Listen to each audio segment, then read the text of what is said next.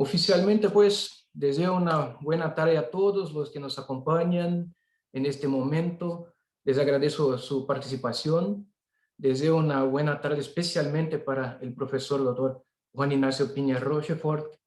Me complace mucho recibirle hoy, profesor, en nuestro Centro de Estudios de Derecho Penal y Procesal Penal de la Universidad Federal de Río Grande del Sur para impartir su conferencia sobre el tema solidaridad como fuente de deberes penales, ¿no? Yo haré una breve presentación y a continuación le daré la palabra. Entonces le pido permiso para hacer su presentación. Por favor, adelante. Bueno, nuestro ponente es abogado y profesor de Derecho Penal en la Pontificia Universidad Católica de Chile, es doctor en Derecho por la Universidad de Navarra, licenciado en Ciencias Jurídicas y Sociales por la Pontificia Universidad Católica de Chile.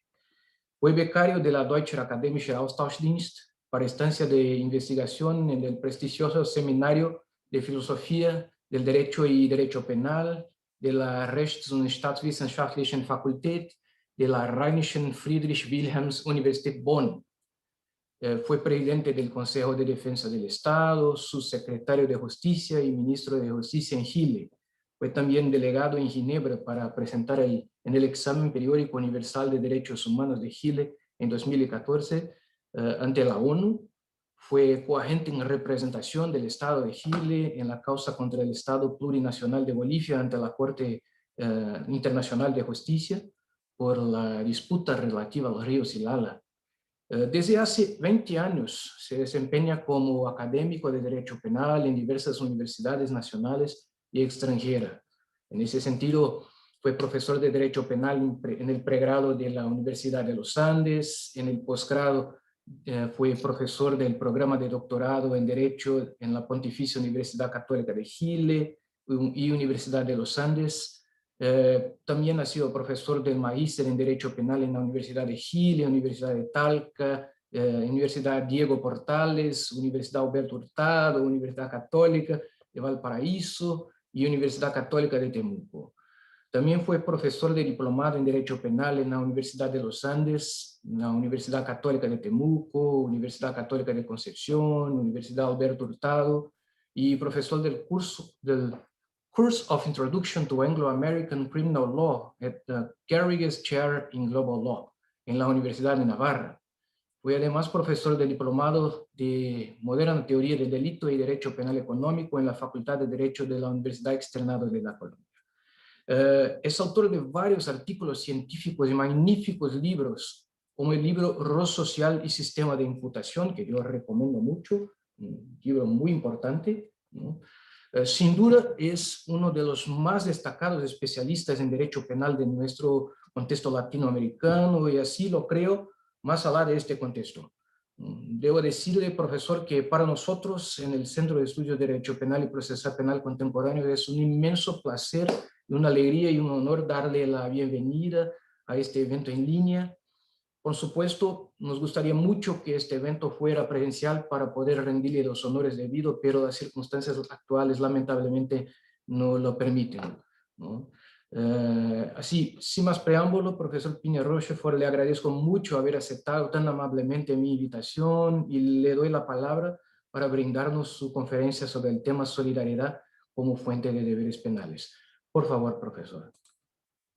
Muchas gracias, doctor Alfred, muchas gracias por la invitación. Es para mí un honor esta primera vez acompañándolos en este seminario y con un tema que la verdad me resulta particularmente querido, como es la discusión respecto de la incardinación de los deberes de solidaridad en el derecho penal, ¿no? Así que, Pablo, te agradezco muchísimo esta invitación, estoy encantado de estar acá y por supuesto que también aspiro a que esta sea la primera de muchas otras oportunidades para que discutamos de estas y otras muchas cuestiones que sin duda vamos a compartir en cuanto a las inquietudes. Yo tengo un defecto terrible y del que no me puedo librar, y es que soy chileno. Y eso quiere decir que tengo una tendencia muy marcada a hablar rápido, lo que ya me ocasiona problemas en Chile, y no quiero ni pensar los que puede ocasionar cuando tenemos además una pequeña brecha de idioma. Desde esa perspectiva, voy a tratar de hablar lentamente para que se entienda, espero que se esté entendiendo lo que digo, pero adicionalmente acabo de inaugurar en el chat y acabo de poner mi nombre y mi correo electrónico, lo que significa que estoy a disposición de todos ustedes, tanto aquí como en otras oportunidades, para seguir con las discusiones que estimen pertinentes, por eso les dejo el correo, pero al mismo tiempo para inaugurarlo como medio de comunicación y para que se sientan con la absoluta libertad de avisarme si estoy hablando rápido y por lo tanto no se entiende. Dicho lo anterior, creo que es más importante que entremos en las cosas que hoy nos convocan. Y vamos a hablar de la solidaridad como fuente de deberes. Y no es un tema particularmente sencillo, porque creo que estaremos todos de acuerdo en afirmar que los deberes positivos que tienen como fundamento la solidaridad entre los ciudadanos, en general no han encontrado un acomodo en la teoría del derecho, y mucho menos en la teoría del derecho penal, mucho menos en la dogmática penal. Pero, si bien desde la teoría política la noción de solidaridad, entendida en un sentido clásico como la prestación de una contribución al otro o a la comunidad, cuenta con un reconocimiento que permite fundamentar una serie de instituciones, en el sistema jurídico no parece sino mostrarse apenas en una serie de episodios muy aislados y marginales. Esto tiene bastantes razones, y tiene razones de carácter histórico. Probablemente una de las más importantes sea el fundado temor de transformar en deberes jurídicos deberes que tienen una naturaleza moral.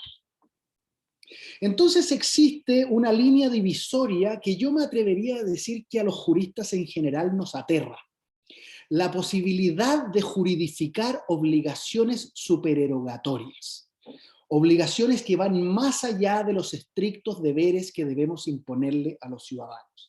Desde esa perspectiva, tal vez es razonable este resquemor tradicional de pensar que podemos diluir la frontera entre el derecho y la moral si damos cabida a deberes positivos de carácter solidario, que además sean susceptibles de una sanción para el caso de contravención.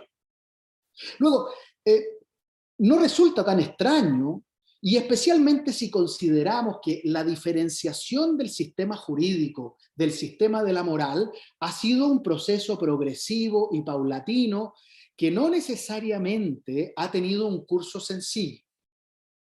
Desde esta perspectiva, si bien podemos entender esta natural marginalización, lo que resta por dilucidar es si esta intuición de que la solidaridad se identifica más bien con un asunto moral y supererogatorio es correcta o no, o si existen razones para sostener que la función social que desempeña la solidaridad puede y debe generar imperativos de conducta y en consecuencia transformarlo plenamente en un asunto del derecho. Desde una perspectiva descriptiva, es decir, si nosotros quisiéramos describir cómo en general estructuramos nuestro sistema de imputación continental, probablemente estaremos de acuerdo, no necesariamente, pero probablemente estaremos de acuerdo, que en general nuestro sistema descansa fundamentalmente en la distinción de dos tipos de deberes distintos, susceptibles de verse infringidos y por los cuales hay una conminación penal. Por una parte, el más tradicional de todos, ese deber que Feuerbach trataba como el deber originario, y que aparece ya en Ulpiano, el deber negativo de no dañar a otros, el neminem laedere. Y ese es un deber en el que estamos todos de acuerdo, que su infracción debe ameritar una sanción penal. Y por otra parte, existe un segundo tipo de deberes que tienen que ver más bien con la infracción de deberes especiales asociados a una determinada posición que ocupa una persona. Y desde esta perspectiva, habitualmente denominamos a estos deberes deberes institucionales, precisamente porque dependen de la existencia de una institución. El deber del funcionario público depende de la institución estatal, el deber del padre respecto del hijo, de las relaciones paterno-filiales reconocidas por el derecho, en fin, el que existe entre los cónyuges, es decir, deberes especiales que ostenta una persona por la posición que ocupa. Y básicamente, si nosotros tenemos estos dos tipos de deberes en la cabeza, es inevitable que ciertas figuras, pienso por ejemplo en la omisión de socorro, en el delito de abandono de niños, en las denegaciones de asistencia que a veces exige la autoridad, o incluso en la infracción de deberes de tolerancia emanados del estado de necesidad, agresivo se entiende, claramente no parecen acomodarse en ninguna de estas dos formas. Es decir, por una parte, no se pueden entender como responsabilidad por organización, es decir, por infracción del principio neminem laedere, porque no hemos participado nosotros en el suceso dañoso que pone en riesgo a otros, ni tampoco pueden entenderse como deberes institucionales asociados a una posición, porque en general respecto de aquellos que son susceptibles de recibir el auxilio o nosotros de tolerarlo, no tenemos una posición institucional que fundamente nuestro deber. Desde esa sola perspectiva, los deberes de solidaridad ya parecen una cosa relativamente complicada en nuestra propia concepción del sistema de imputación. Claro, ¿cuál es la característica que tienen? Detrás de estas incriminaciones que yo he mencionado, existen deberes generales de auxilio a terceros extraños o incluso deberes generales de auxilio a la comunidad toda, que fuerzan de alguna manera a modificar la propia organización. En una sociedad de libertades en que se reconoce como limitación externa el principio negativo de no dañar a otros, lo que nos dice el derecho es que podemos organizar nuestro propio ámbito de competencia con plena libertad con la condición de que no dañemos a otros. Pero los deberes de solidaridad parece que dicen una cosa distinta. Dicen, organice usted su propio ámbito de incumbencia de modo de no dañar a otros. Perfecto, número uno. Pero modifíquelo en determinados casos cuando sea necesario prestar una ayuda a algunos terceros o incluso a la comunidad. Y desde esa perspectiva, por lo tanto, y aquí anticipo prácticamente la conclusión de esta conferencia, la propia estructuración de nuestra responsabilidad por organización tiene una dimensión negativa, no dañar a otro, pero tiene también indefectiblemente aparejada una dimensión positiva. En determinados casos debe usted asistir a otros o a la comunidad en su conjunto. Claro, si esto es lo que pasa, lo primero que deberíamos preguntarnos es algo, y ustedes me perdonarán mi indeleble orientación funcionalista, es cómo llegamos aquí. Es decir, ¿qué ha pasado como para que la solidaridad tenga una cabida al punto de transformarse en deberes jurídicos? Porque el punto mismo que está en cuestionamiento es si es legítimo incriminar deberes positivos de solidaridad. Esa es la discusión. ¿Okay? Mientras los entendemos como episodios marginales, parece que no nos molestan tanto.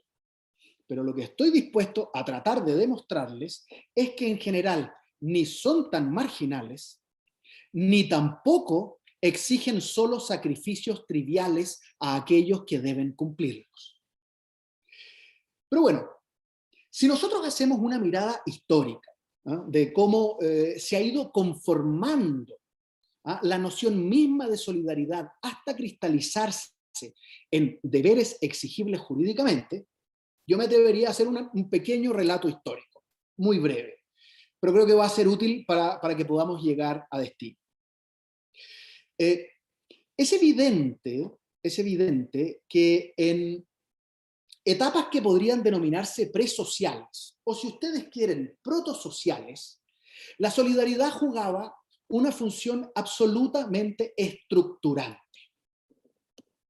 En otros términos, en esa época, lo que hoy día denominaríamos el cuerpo social, lo que resulta muy impropio, porque tenemos pequeñas comunidades, clanes, absolutamente apalancados en relaciones familiares y sanguíneas. Por lo tanto, créanme que no podemos hablar de un cuerpo social, sino que simplemente de una incipiente comunidad, una incipiente vida en común.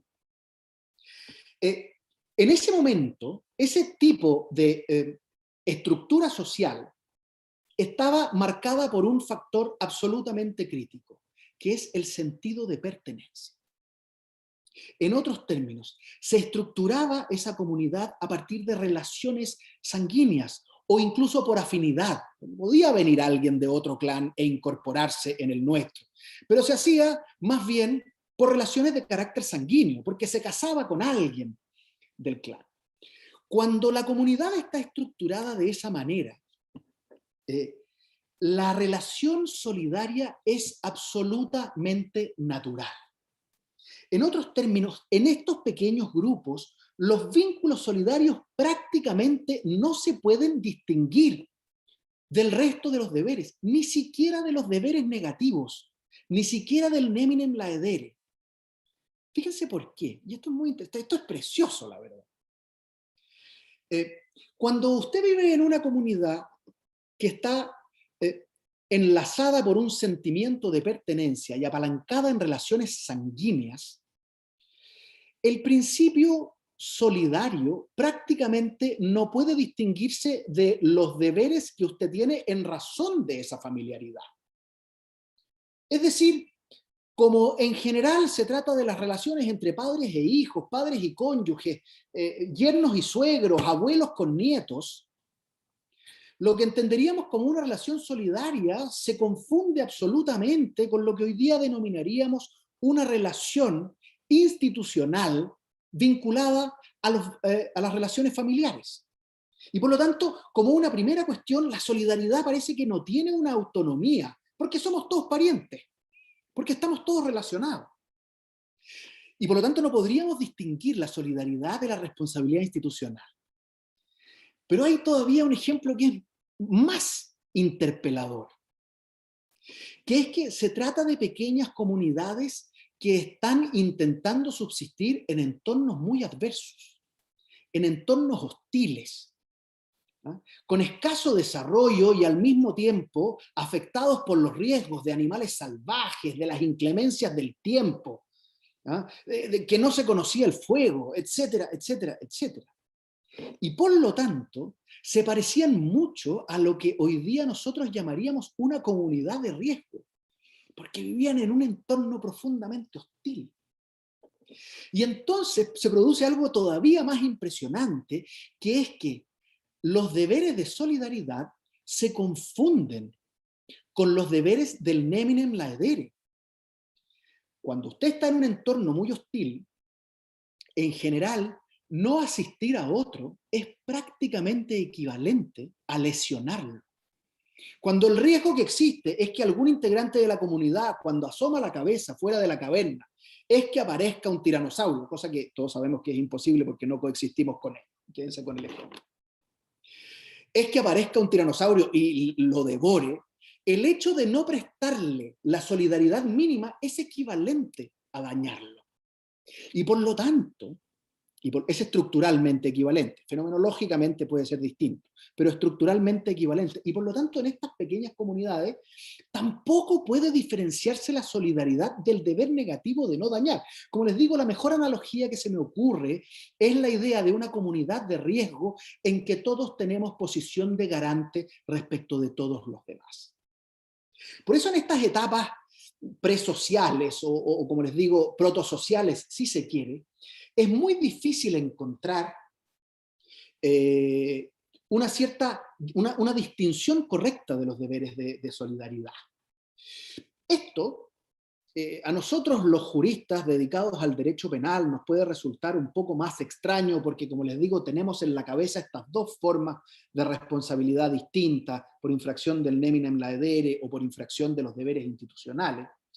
Pero por el contrario, en la sociología y específicamente en los análisis sociológico-evolutivos, la verdad es que la solidaridad es la base de la organización comunitaria.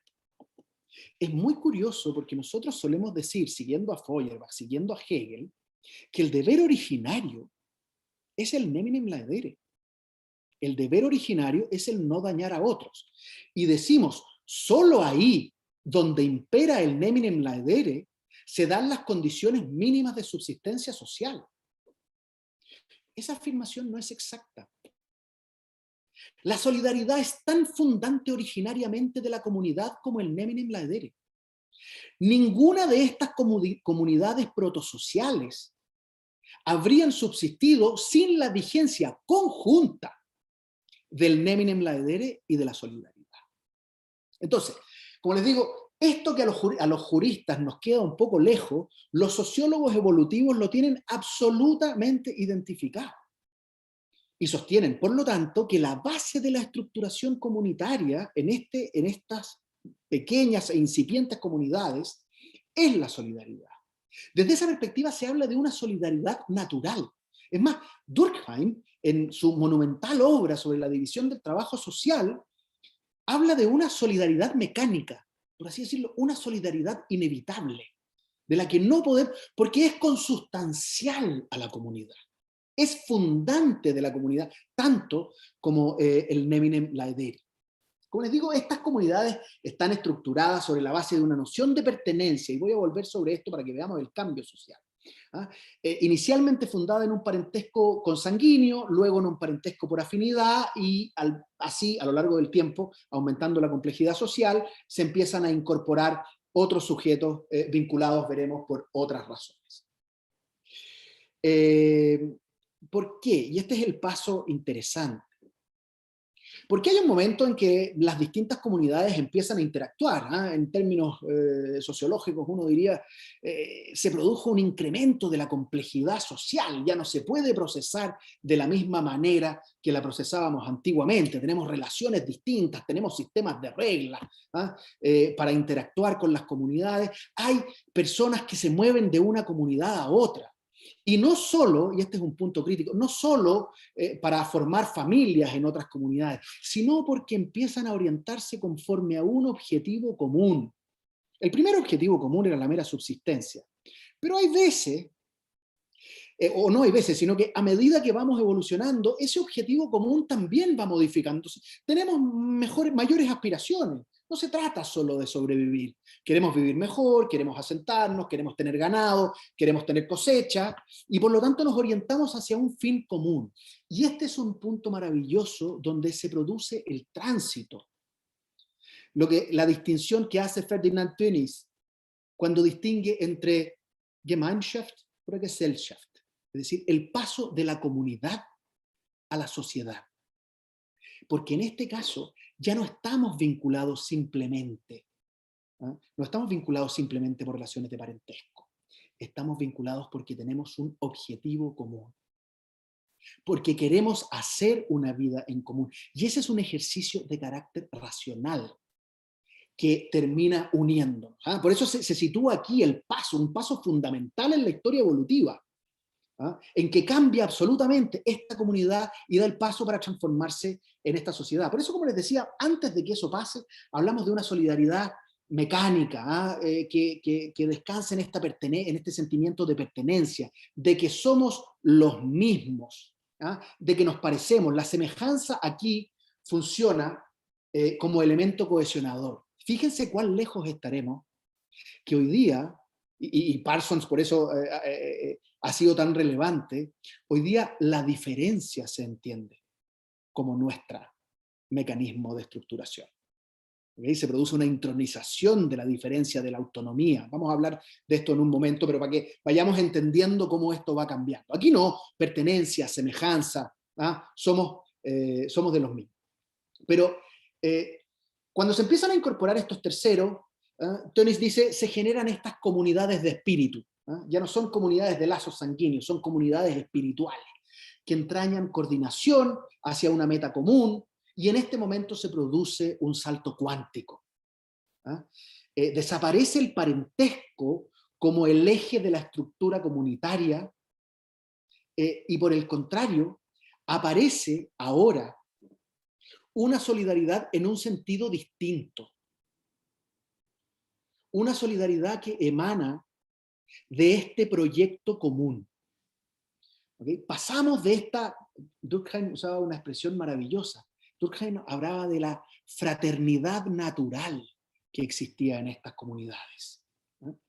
Claro, cuando esa es la situación en la que estamos, todos nuestros deberes son difíciles de distinguir. Cuando damos el paso a la comunidad, a la sociedad, es decir, se produce esta vinculación espiritual, surge la solidaridad no ya como un deber indiferenciado, sino como un imperativo del proyecto común. En términos rigurosos, este es el momento en que surge la solidaridad como una propiedad emergente, porque la sociedad ha alcanzado el grado de complejidad necesario. Este es el paso fundamental de la comunidad a la sociedad. Aquí surge, como dice Hegel, la sociedad civil, que tiene una característica que a veces se nos pierde de vista, sobre todo actualmente. Que la sociedad civil, como la entendía Hegel, tiene tantas pretensiones sobre el individuo, es decir, le pone tantos deberes, como éste tiene pretensiones de reconocimiento por parte de ella. Es decir, tenemos una relación de expectativa recíproca de la sociedad civil al individuo y del individuo a la sociedad civil. Claro, no es tan extraño que la solidaridad no hiciera ningún ruido. Pareciera absolutamente consustancial, incluso en estas etapas iniciales, pero ya de la sociedad. Porque naturalmente era un débito ineludible que teníamos por pertenecer a ese proyecto común. Claro, como a partir de ese momento empezamos a reconocer que tenemos un proyecto común, pero que ya no somos todos semejantes, ya no somos todos parientes, ya no estamos vinculados familiarmente, estamos vinculados por un proyecto común, pero ese proyecto común permite que nosotros reconozcamos nuestras diferencias. Cuando se reconocen nuestras diferencias, aparece también una característica esencial de la primera sociedad postcomunitaria, y que es que aparece la exclusión de los ámbitos propios de terceros. En otros términos, y esto es por así decirlo, la consecuencia misma, o a lo mejor la fuente misma, de que aparezca la solidaridad como un deber. ¿Por qué? Porque cuando somos diferentes y nos reconocemos ámbitos diferenciados, reconocemos que tenemos ámbitos que administramos con exclusión de otros. Esta exclusión es consustancial a este paso. Y es más, yo me atrevo a decir que solo puede haber solidaridad en sentido real y no meramente comunitario cuando existen ámbitos de exclusión de terceros. Son estos ámbitos de exclusión los que dicen, o los que permiten decir más bien, que en determinadas hipótesis tenemos que hacernos cargo del otro, porque en general no. Porque en general cada uno se hace cargo de sus propios ámbitos de administración. Claro, surgida, fíjese que es muy interesante, porque cuando nosotros revisamos un poco cómo se recogía esto, en sociedades puras y duras, pero naturalmente que no alcanzaban los niveles de complejidad de la sociedad diferenciada funcionalmente como la conocemos hoy, la solidaridad sigue jugando un papel absolutamente fundamental, aunque ahora su fundamento es estrictamente social. Y está vinculado a este fin que nos ordena. Fíjense que Cicerón, en los oficios, equiparaba sin problema dos tipos de deberes que son los que a nosotros nos harían ruido tratarlos juntos. Decía Cicerón, hay dos tipos de injusticia. El primero, de quien injuria a otro. Nosotros diríamos neminem laedere. Y el segundo, de aquellos que pudiendo no defienden a los injuriados. Exactamente al mismo nivel. Cicerón, señores, no estamos hablando de comunidades prehistóricas, estamos hablando de comunidades ilustradas con desarrollos jurídicos relevantes, profundamente relevantes, de los que somos tributarios hasta el día de hoy, y los ponía completamente juntos, ¿no? Por lo tanto, lo interesante es ver cuándo se nos empezó a olvidar esto, ¿no?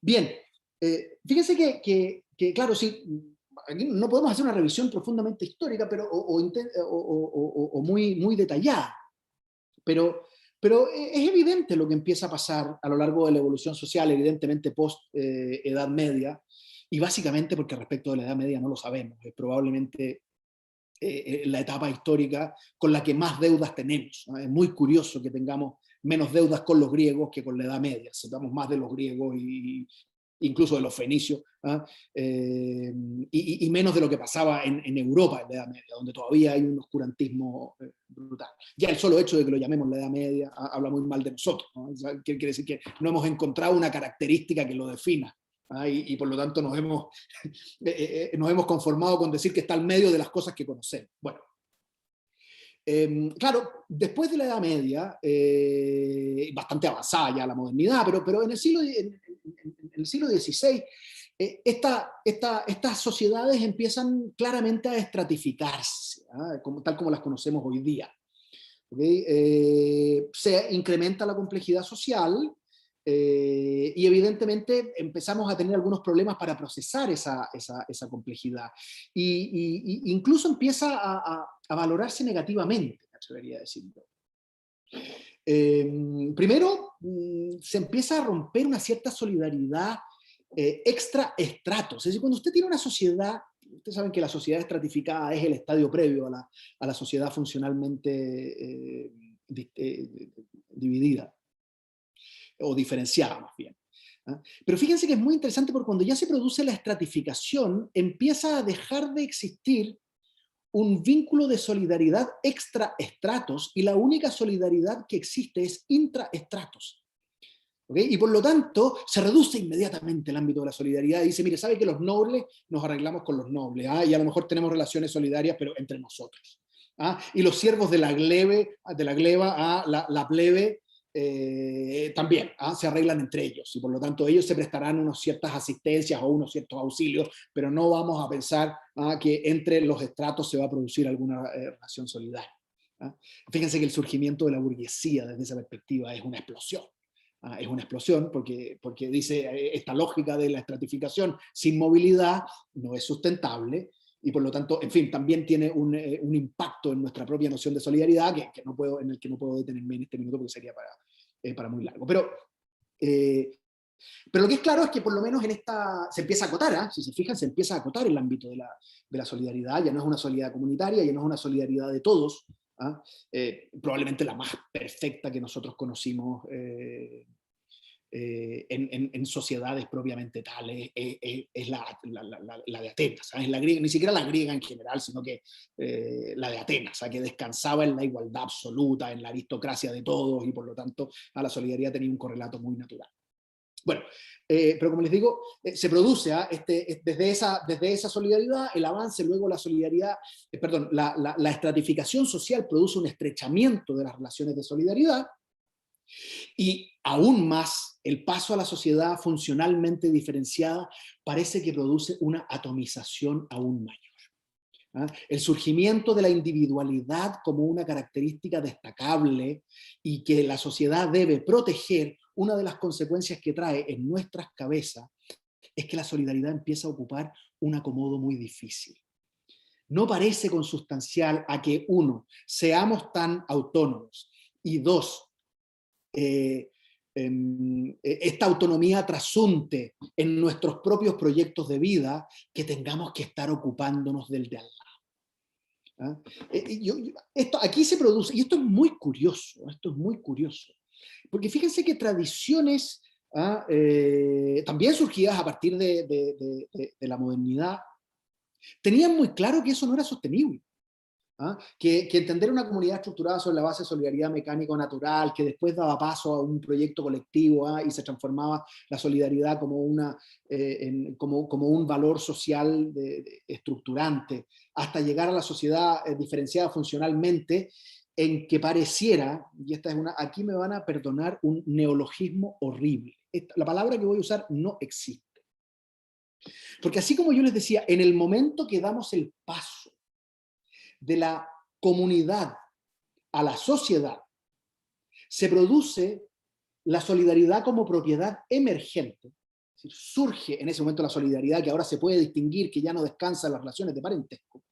Cuando damos el paso de la sociedad estratificada a la sociedad funcionalmente diferenciada, se produce la sumergencia de la solidaridad. Si ustedes, como no existe sumergencia para que se parezca a emergencia en el sentido de que los submarinos se sumergen, pero podríamos decir la inmersión de la solidaridad. Se produce una curva que hace que la solidaridad empiece a perder relevancia y empiece a desaparecer. Es curioso que el propio incremento de la complejidad social, que fue la fuente de la solidaridad, a medida que se alcanzan grados funcionalmente mucho más diferenciados, se transforma en la guillotina de la solidaridad. Se transforma en un factor que la pone en riesgo y sobre todo en cuestionamiento, hasta el punto que yo estoy dando esta conferencia hoy.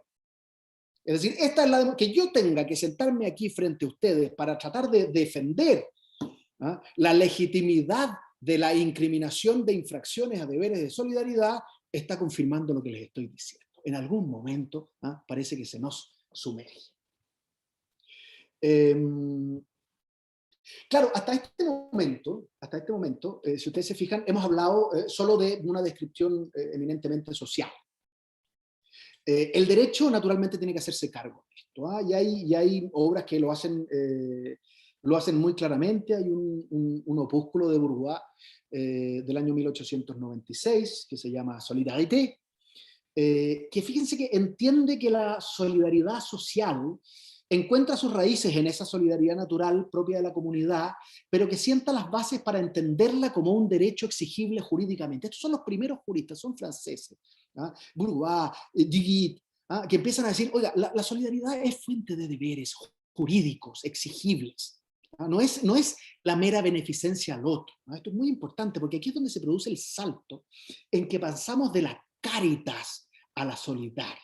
Es decir, esto no se trata de un imperativo moral fundado en el amor, no lo estoy trivializando, me parece absolutamente radical en la experiencia humana, pero no se trata solo de eso, aquí se transforman en deberes jurídicos exigibles. Este opúsculo es muy relevante porque es de los primeros que dice, oiga, esto tiene fundamento jurídico plausible. ¿Okay?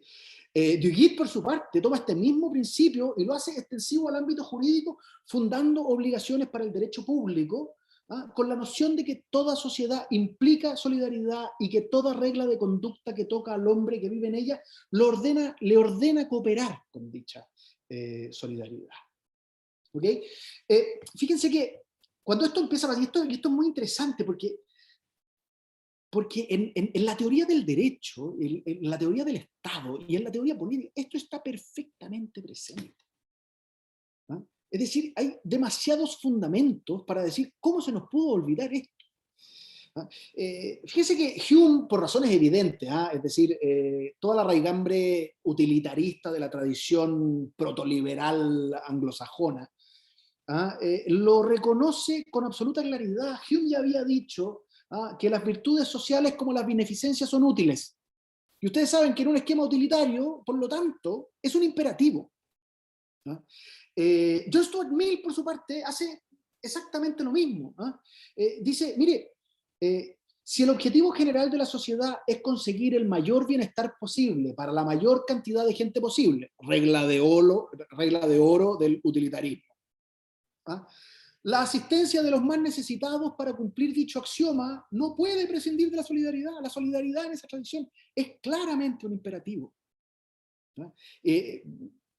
Después se nos puede haber olvidado, pero ellos todavía lo tenían muy claro. Pero no es eso suficiente. Fíjense que a mí todavía me impresiona más, porque el epítome del liberalismo como lo conocemos hoy día, es decir, si nosotros pensamos en el paradigma, en el autor epigonal, Pensamos en Adam Smith. Y uno podría decir, bueno, la tradición liberal es incompatible con la existencia de deberes de solidaridad. Porque, en fin, porque hay una mano invisible que depende de que cada uno haga lo que mejor busque, no se preocupe que esa mano va a regular el asunto. Pero si le metemos deberes de solidaridad, vamos a, por así decirlo, estropear la maquinaria. ¿Okay? Fíjense que no hay nada más errado que entender la filosofía política de Adam Smith a partir de esa premisa, por una razón muy simple. No por una mala lectura de la riqueza de las naciones, sino simplemente porque la mayoría leyó La riqueza de las naciones y se le olvidó leer la teoría de los sentimientos morales que había escrito 20 años antes. Porque en la teoría de los sentimientos morales pone las bases sobre las cuales esa sociedad liberal puede dedicarse a generar riqueza. Y dentro de ellas, oh sorpresa, estaba la solidaridad. Entonces, no es que porque no esté en la riqueza de las naciones, no es un asunto que haya ocupado al padre del liberalismo. No, no lo ocupó porque ya se había ocupado de ella. Primero, fíjense, en Theory of Moral Sentiments, dice algo que es notable. Naturalmente acotado, no lo desarrollo bien, pero dice, mire, a diferencia de la competencia divina, cosas que hoy día son horribles decir, pero dice, a diferencia de la competencia divina, a los hombres ha tocado un departamento de incumbencia más modesto, el cuidado de su propia felicidad, de la de su familia, de la de sus amigos y de la de su país. Fíjense, naturalmente, no somos dioses, somos humanos, tenemos ámbitos de incumbencia, la traducción es un poco difícil, la traducción es un poco difícil porque habla de comprehension. Pero en fin, creo que se entiende la idea. Tenemos ámbitos de incumbencia más reducidos, pero tan reducidos no son. Mi propia felicidad, la de mi familia, la de mi país. Y por lo tanto yo tengo deberes de solidaridad hacia mi país. También la palabra país es un poco complicada en esa época, habla como de country en sentido un poco más amplio, da lo mismo, hacia mi comunidad, hacia la comunidad. ¿Okay? Solo cuando se respetan estos axiomas tiene sentido que nos vayamos a la riqueza de las naciones. Y por lo tanto es muy interesante entender que ni siquiera la tradición más liberal estuvo disponible para prescindir de los deberes de solidaridad como fundamento para el desarrollo de la autonomía de la persona. Esta incompatibilidad que se nos metió en la cabeza en algún momento no tiene fundamentos teórico-políticos razonables. Bueno, tengo el problema, como comprenderán, que llevan mucho rato haciendo historia y el tiempo vuela. Pero, primera pregunta que nos deberíamos hacer. Cuando aquí yo he hablado con tanta soltura de solidaridad, ¿qué es lo que estoy diciendo? ¿A qué me estoy refiriendo? De un modo relativamente intuitivo, más bien habitualmente se enuncian sus características fundamentales, pero la verdad es que su conceptualización suele ser muy ambigua y vaga. En el ámbito, como les digo, del derecho penal en general, muy marginalmente se ha tratado, y a propósito de ciertas instituciones muy específicas. Entonces, y al mismo tiempo, hablando de solidaridad, se entremezclan conceptos de deberes muy diversos, que van desde el deber de socorro en el caso de un naufragio, las obligaciones tributarias, las obligaciones en ciertos sistemas de pensiones, el servicio militar obligatorio, incluso como solidaridad transgeneracional, los deberes para con el medio ambiente. Ustedes comprenderán que cuando tenemos un canasto que tiene tantas cosas, resulta muy difícil distinguir conceptualmente de qué estamos hablando. Varias consideraciones creo yo que deberíamos hacer. Es evidente que hay un ámbito de la solidaridad que pertenece exclusivamente al sistema moral y por lo tanto nada de lo que yo diga aquí se refiere a él. Exclusión absoluta, estoy hablando de la solidaridad como un deber de carácter jurídico. Hay un segundo ámbito de deberes de solidaridad que son, por así decirlo, tematizados por el sistema jurídico. Y respecto de ellos, por lo tanto, tenemos tanto un reconocimiento como el establecimiento de ciertos mecanismos sancionatorios en caso de incumplimiento. Y algunos de estos incluso están conminados jurídico-penalmente. Pero más allá de estas consideraciones, desde una perspectiva jurídica, cuando se habla de deberes de solidaridad, en realidad nos estamos refiriendo a, uno, deberes positivos dirigidos a beneficiar a otro. En términos generales, ese es el carácter prototípico que tiene. ¿Ah? Un deber positivo dirigido a beneficiar a otro. Podemos distinguir también, hay ocasiones en que ese otro son terceros, naturalmente con los que no estamos vinculados por alguna razón institucional, porque si yo estoy vinculado por alguna razón institucional, no se trata de un deber de solidaridad. Los deberes que yo tengo de custodia para con mis hijos no son solidarísticos, aunque a veces se confundan. No lo son institucionales. Vamos a ver cómo se produce este paso de la solidaridad del deber de solidaridad al deber institucional. O en otras ocasiones, es decir, por una parte, deberes de auxilio a otros con los que no estamos vinculados institucionalmente, o en otras oportunidades a la comunidad toda, es decir, deberes positivos de asistencia, de mejoramiento a la colectividad completa. La primera cuestión, por lo tanto, y esta es probablemente la cuna de los problemas, es que solo hay espacio para la solidaridad ahí donde no existe otro deber prevalente. Si existe un deber de carácter institucional, bueno, su obligación es institucional, no es solidaria. Si existe un deber organizado, emanado del deber originario de no dañar a otro, como por ejemplo en el caso de la injerencia, es decir, cuando yo genero un riesgo que puede dañar a otros, tengo el deber de conjurar ese riesgo, de tal manera de que si no lo hago y se producen daños, me sancionan. Esos deberes no son de carácter solidario, es decir, es una derivación natural del propio principio neminem laedere. Por lo tanto, los deberes de solidaridad solo existen ahí donde no existe un deber prevalente. La pequeña trampa que tiene esto, que es conceptualmente a mi juicio correcto, es que probablemente esta es la fuente del entendimiento de la marginalidad de los deberes solidarios. Es decir, si nosotros decimos solo hay solidaridad ahí donde no hay otro deber prevalente, parece que nosotros mismos estamos poniéndola en un lugar secundario. Esto probablemente nos pasa en la cabeza también. ¿Okay? Fíjense que, y otra cosa que es relevante, es que cuando hablo de deberes positivos dirigidos a beneficiar a otros, hablo de beneficiar porque en realidad no estamos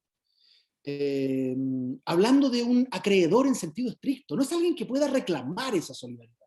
Es un beneficiario. Esto no deja de tener este carácter solidarístico, lo que no implica que para quien deba cumplirlo sea un deber. Pero es más bien un beneficiario, y esto va a traer algunas consecuencias después. La primera cuestión que quiero poner aquí es que con esta conceptualización, primero que nada, nos apartamos de la idea de identificar a los deberes positivos con deberes solidaristas. Que esto se encuentra en la literatura. La idea de que los deberes positivos son deberes solidarísticos no es efectivo. No es algo que me parezca admisible. Los deberes positivos pueden tener en determinados casos origen solidarístico, pero una vez que son deberes positivos institucionales, por ejemplo, ya no tienen ese carácter. Entonces, la identificación entre el deber positivo y el solidario no es correcta. Y tampoco la afirmación de que todo deber solidario sea a su vez positivo. Vamos a volver sobre esto cuando propongamos un dibujito. Traje un dibujito para ver si esto después lo podemos ver. Entonces, fíjense, entre los deberes positivos, es decir, aquellos que implican la asistencia o mejoramiento de la posición de otro, hay algunos que tienen como fundamento la solidaridad y otros que no. Los primeros, es decir, los que tienen fundamento solidarístico, son aquellos que se tienen respecto de terceros con los que no se tiene ninguna vinculación institucional que los sostenga. Es decir, respecto de los cuales no tenemos ninguna posición de garante institucionalmente reconocida. O respecto de, como les digo, pueden ser beneficiarios de estos terceros, o respecto de la comunidad toda. También, naturalmente, en ausencia de una posición institucional que nos compete. Ejemplo de los primeros, evidentemente, es la omisión de socorro o el deber de tolerancia emanado de un estado de necesidad agresivo. ¿Ah? Esos son deberes hacia un otro prototípicos. ¿Ya? Ejemplo de los segundos son, por ejemplo, la obligación de testificar en juicio, la obligación de ser jurado en aquellos ordenamientos que así lo establecen, qué sé yo, en aquellos ordenamientos que contemplan un servicio militar obligatorio, ¿no? También se trata de obligaciones para con la comunidad toda. Fíjense que ya tenemos dos rasgos esenciales. Primero, un deber positivo. Segundo, que no tengamos ninguna vinculación institucional ni a partir de infracciones eventuales infracciones al neminem laedere que nos vincule con los beneficiarios de ese deber, o, como les digo, un deber que se refiera a la comunidad al completo. Pero fíjense que dentro de estos deberes positivos solidarísticos también podríamos distinguir aquellos que implican solidaridad activa. No se aterren con esta lista, porque después les voy a proponer un cuadro sinóptico donde vamos a poder alojarlo todo. ¿Ah? Como les digo, aquellos que implican ejercicio de solidaridad activa, es decir, la intervención para mejorar la posición de otro, como la omisión de socorro, el servicio militar obligatorio, el deber de evitar delitos en determinados casos, o solidaridad pasiva, por ejemplo, tolerar para que otro pueda mejorar. ¿Ah? Esta es la hipótesis del deber de tolerancia emanado del estado de necesidad. Tienen dos formas distintas, son el mismo deber solidarístico, pero si se fijan, uno es activo y el otro es pasivo. Y nos vamos a dar cuenta que estos episodios de solidaridad, por tanto, se empiezan a repetir en toda nuestra amalgama de estructuras de imputación. Pero fíjense que hasta aquí hemos hablado solo de deberes solidarísticos como deberes solidarios generales. ¿Ah? Es decir, que afectan a la generalidad de las personas. Eso es la omisión de socorro. La infracción a la omisión de socorro es un deber positivo general, lo tenemos todos. ¿Ah? Qué sé yo, incluso respecto de algunos que hay que cumplir requisitos, podemos decir que los tenemos todos. Naturalmente, hay ciertas personas que no están obligadas a testificar en juicio o que deben cumplir unos ciertos requisitos de edad, por ejemplo. Sin embargo, es una obligación que recae sobre todos nosotros cuando somos empleados. Es, por lo tanto, una obligación de carácter general. Pero existen también deberes solidarios, y esto casi siempre se nos caen un poco del mapa. Existen también deberes solidarios especiales. ¿Okay? Es decir, aquellos que están indexados a una determinada posición, o si ustedes quieren, a un rol institucionalizado. Porque, de alguna manera, el deber que tiene el funcionario respecto de dineros o documentos que tiene que resguardar, o el que tiene el curador de bienes, ¿no? Son deberes positivos que están indexados a una posición jurídicamente reconocida. Sin embargo, como les digo, en el momento en que esa posición se institucionaliza, ya deja de ser un deber solidario y se transforma en un deber institucional. Yo siempre pongo un ejemplo que es un poco burdo, pero creo que es muy útil para entenderlo. Imagínense una pequeña comunidad que vive asediada por comunidades colindantes, y en que, de facto, los sujetos que viven en el límite de la comunidad son los encargados de la defensa de los límites de esa comunidad. Fíjense que es evidente que ese deber en esa etapa es un deber solidario. ¿Okay? Es decir, es un deber que tenemos todos en la comunidad, defendernos de los que vienen, pero hay ciertos sujetos que ocupan una posición estratégicamente que por proxemia los pone más cerca y los hace hacerse cargo. El deber de solidaridad está distribuido. Pero hay un momento en que esa comunidad dice, mire, efectivamente, los deberes de resguardo de los límites de nuestra aldea la van a cumplir estos señores. Juan, Andrés, Pedro, Pablo, Alison, Tayane, en fin. Y por lo tanto se deposita sobre sus hombros el deber de proteger la frontera. En ese momento desaparece la solidaridad y se transforma en un deber institucional. Tanto es así que si se cambian de domicilio y ya no están en la frontera, tienen que ir a cumplirlo igual, porque pesa sobre ellos institucionalmente. Por eso les digo yo, en estos ejemplos, que cuando se institucionaliza esa posición, el deber deja de ser solidario y se transforma en un deber institucional. Y esto es lo que permite que dentro de los deberes institucionales nosotros podamos reconocer algunos que tienen un fundamento solidarístico y otros que no. ¿No? Son institucionales, tienen un origen solidarístico, si ustedes quieren, ¿no? Como este. ¿No? Después trasuntó en Fuerzas Armadas, en fin, en policía, ¿no? En posiciones institucionales, y dejó de ser solidaridad, pero originalmente lo fueron. Entonces, y aquí caemos en uno de los rasgos distintivos que tiene la solidaridad, que es la indiferenciación. Una vez que se diferencia la posición institucional a la que se adscribe el deber especial, ya no hay solidaridad. Solo mientras se trata de un deber general indiferenciado que pesa sobre todos nosotros, es solidaridad. Cuando se aloja institucionalmente en determinado sujeto, pierde esa naturaleza, ¿ah? Y se transforma en un deber institucional. Esto quiere decir, esto confirma, como ya hemos dicho, que no todo deber positivo especial es solidarístico. Y esto me lo van a entender muy claro. No hay solidaridad entre madre e hijo. No hay solidaridad entre funcionario penitenciario y aquel sujeto privado de libertad. Aunque en ambos casos se deban especial y positivamente hacerse cargo de resguardar a esos otros. Si bien se trata de un resguardo de mejorar la posición, la vinculación de ellos está mediada institucionalmente y por lo tanto ya no es solidaria. Yo creo que todavía podemos hacer una última distinción, que es que la contribución que se presta a aquel beneficiario también puede adoptar dos formas distintas. Hay algunos deberes que imponen una contribución directa a un afectado indeterminado, es decir, tengo que hacerme cargo de un afectado indeterminado, omisión de socorro. O hay ciertos deberes solidarios que imponen contribuir directamente al Estado para que éste pueda cumplir como sus funciones. ¿Ah? Fíjense que aquí tenemos no solamente el pago de impuestos, que es muy clásico, o el servicio militar obligatorio, sino que tenemos las obligaciones de reporte de operaciones sospechosas en el mercado financiero. Eventualmente, aquí después me voy a desdecir, pero eventualmente la responsabilidad penal de las personas jurídicas por los delitos que cometan algunos de sus integrantes en aquellos ordenamientos que la han establecido. Después vamos a corregir algo de esto que estoy diciendo, pero creo que es lo suficientemente plástico para que lo entiendan. ¿Ah?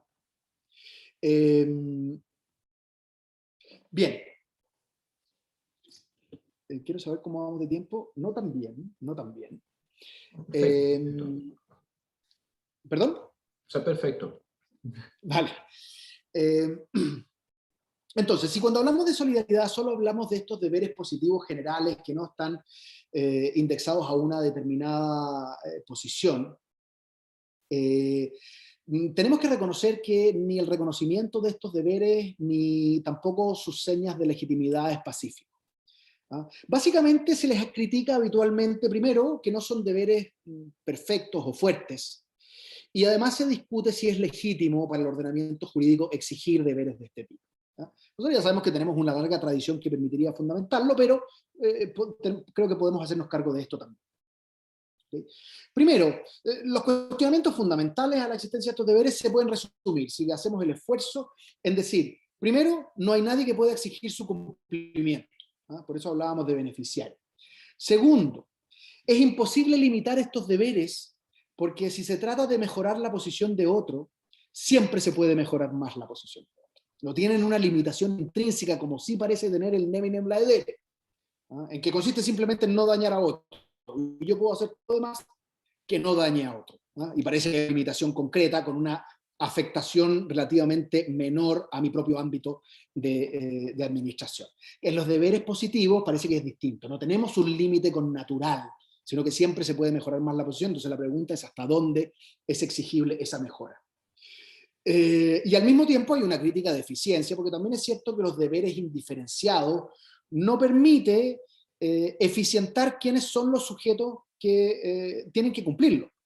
Y por lo tanto, si es un deber que recae sobre todos, a veces vamos a impedir de esa manera que aquellos sujetos que tienen la especialización suficiente o la mejor posición para cumplirlo, sean los que los cumplen, y cualquiera de nosotros puede verse en la obligación de hacerlo. Es como tratar de salvar entre varios, haciendo un masaje cardíaco a una persona que sufre un infarto. Si somos 5 aplicando el masaje cardíaco, probablemente terminemos matándolo. Entonces tiene también una dimensión de ineficiencia. ¿Okay? Fíjense que respecto de la ausencia, esto ya lo había dicho Kant, ¿eh? Lo de la ausencia de acreedores determinados. Pero la verdad es que no es una crítica relevante, porque primero, incluso en los deberes positivos generales, como el deber de socorro, el hecho de que no exista un acreedor determinado del auxilio no produce que nos cuestionemos que ese deber existe. Pero ojo, incluso en los deberes positivos especiales, tampoco hay siempre una determinación del beneficiario. El médico que está en urgencia no tiene idea quién va a entrar por esa puerta. El salvavidas que tiene que hacerse cargo de la salvaguardia de los bañistas en la playa no tiene idea quién es el que se va a internar en el mar. Y la indeterminación del beneficiario no cuestiona en caso alguno la existencia del deber. Primera cuestión, fuera. No sirve desde esa perspectiva para nada. Claro, como tenemos unas ciertas dificultades para su limitación, aquí se ha establecido lo que se denomina habitualmente el altruismo mínimo. Es decir, los sacrificios exigibles en el marco de la solidaridad tienen que ser no más que triviales. Es decir, muy pequeños, de muy baja intensidad. ¿No? Yo les voy a decir de inmediato, como tenemos poco tiempo, voy a empezar a saltarme algunas cosas. Esa afirmación es falsa. La trivialidad del sacrificio no solamente no es consustancial a la solidaridad. Yo entiendo que sea una reacción a nuestra dificultad para ponerle límites a un deber positivo. Es decir, yo entiendo, de alguna manera, la manera más sencilla es decir, mire, yo me voy a internar a veces en su propia autonomía y voy a obligarlo a que tenga que hacer determinadas cosas, pero no se preocupe, los sacrificios que va a tener que hacer son triviales. Y entonces se ha incorporado la noción del altruismo mínimo, la trivialidad del sacrificio, como una cuestión consustancial a la solidaridad. Y yo me atrevo a hacer la siguiente pregunta. ¿A alguien le parece trivial el cambio en el plan de vida que tiene que hacer un conscripto que hace el servicio militar obligatorio ahí donde los hay? ¿Alguien podría decir que ese es un sacrificio trivial?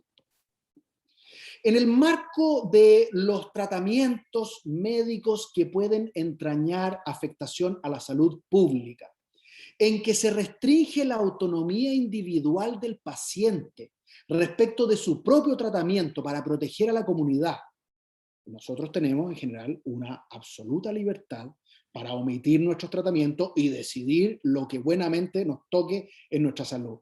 Bueno, ¿a alguien le podría parecer que una internación estatal que lo obliga a usted a realizarse un determinado tratamiento para evitar impactos en la salud pública? Esta es una discusión muy interesante en el ámbito de la vacunación forzosa en los tiempos en que vivimos. Pero al margen de que aquí no se aplique, una limitación como esa, que está recogida en diversos ordenamientos, ¿a alguien le parecería una afectación trivial? Ojo, que acabo de poner casos en que estamos hablando de un deber general, ¿no? Un deber positivo general, pero incluso respecto de deberes positivos especiales. Este es un caso que es relativamente controvertido y que ha ido perdiendo vigencia a medida que se ha incorporado en los ordenamientos la permisión del aborto con indicación ética, es decir, en el caso de la violación. Perdónenme, cuando el aborto estaba penado, nosotros no conozco la situación brasileña en este momento, pero en Chile hasta hace pocos años atrás estaba penado el aborto en caso de violación, es decir, no había un aborto lícito en caso de violación. Y si ustedes piensan, el deber que se le imponía a esa madre era estrictísimamente solidario. A diferencia de cualquier otro embarazo no deseado, en que uno podría entender que la consecuencia del embarazo es causa de la acción libera de consentir en la relación sexual, y por lo tanto uno podría decir, si quisiera, usted tiene que hacerse cargo, no sería jurídicamente erróneo, aunque fuera político criminalmente incorrecto, pero no sería jurídicamente erróneo decirle, debe usted hacerse cargo de esto porque ha participado de alguna manera, ustedes me perdonarán el ejemplo, en la generación del riesgo. Pero en el caso de una violación, en que no solamente no ha participado en la generación del riesgo, sino que se ha resistido todo lo posible a ella, en que no ha participado su voluntad. Bueno, cuando no había indicación ética, el hecho de obligarla a llevar su embarazo a término, a alguien le cabe duda de que se trata, uno, de un deber solidarístico, y dos, de una intensidad gigantesca. ¿Sí? Fíjense que esto es interesante porque estoy harto del altruismo mínimo. Es una hipocresía desde la perspectiva descriptiva. Si quieren lo cuestionamos político-criminalmente, ¿no? Pero no describamos la operación de nuestros sistemas jurídicos, ¿ah?, como si el altruismo mínimo fuera el mecanismo de limitación de la solidaridad. Voy a ir cerrando por el tiempo, así que me voy a saltar algunas cosas que pueden salir después en la discusión.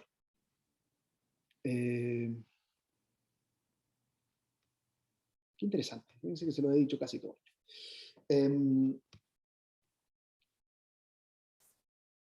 La pregunta que todavía resta sin responder antes de hacer el dibujo final es,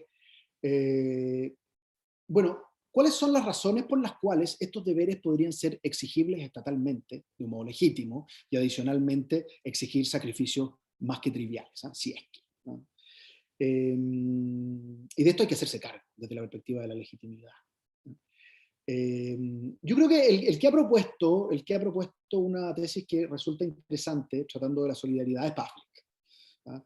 Y Pavlik ha encontrado una cierta explicación. Fíjese en el punto en el que estamos, es decir, estamos tratando de entender en qué sentido, para el Estado que se ha formado para potenciar la libertad de las personas, custodiarla y por lo tanto potenciar la libertad de las personas, le es lícito imponer estos ciertos deberes.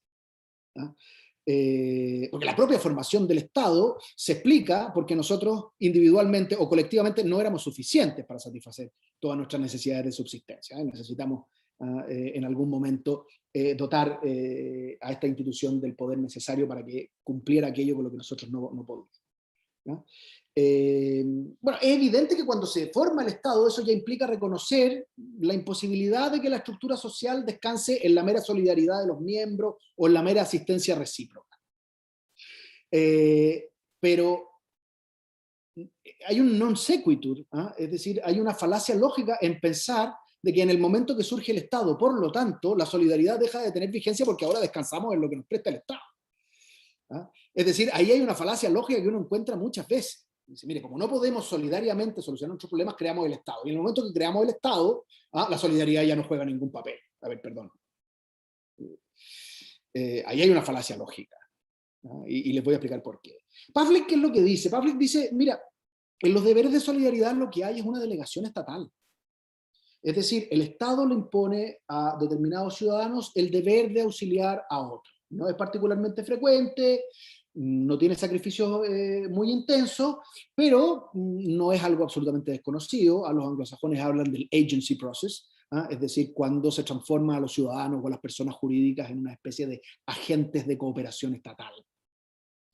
Y como les digo, aquí podríamos encontrar el deber de prevenir delitos en el marco de la operación de las personas jurídicas, el reporte de operaciones sospechosas.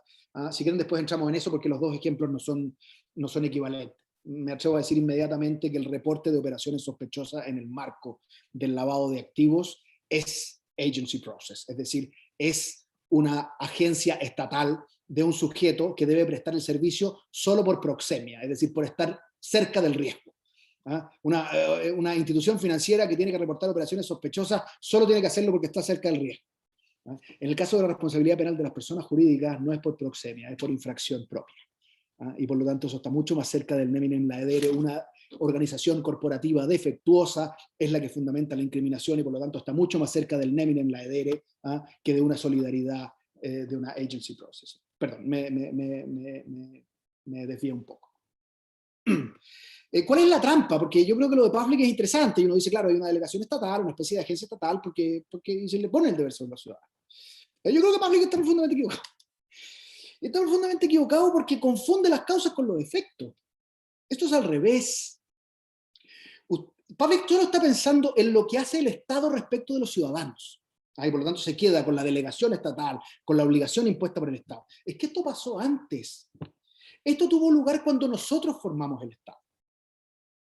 Ahí es cuando se asignaron estas competencias. Nosotros fuimos, no es el Estado el que después nos lo impone. Piénsenlo así. Yo le tengo muy poco aprecio al contrato social como un mecanismo explicativo. Soy funcionalista, creo en los procesos más bien evolutivos y tengo severas dudas de un montón de señores sentados en una mesa acordando un contrato, ¿no? Todos sabemos que eso no pasó y que metodológicamente puede ser útil, pero al final, en fin. Pero juguemos a que eso tuvo lugar en algún momento. A que todos los que estamos aquí llegamos a la decisión de formar el Estado porque ya no podíamos autosustentarnos nosotros solos. Y ahí le dimos recursos, les dimos poderes, renunciamos a nuestros poderes. ¿Cuál era el objetivo que teníamos? Nuestra subsistencia, básicamente, ¿no? Nuestra subsistencia, un poco más sofisticada a estas alturas. ¿Okay? Y por lo tanto, el principal requisito que nosotros le exigimos al Estado para nuestra renuncia es su eficacia. Es decir, es que esto resulte. Y no le dan los poderes, y los recursos y las atribuciones y el derecho y los tribunales y la imposición de penas para que esto no funcione.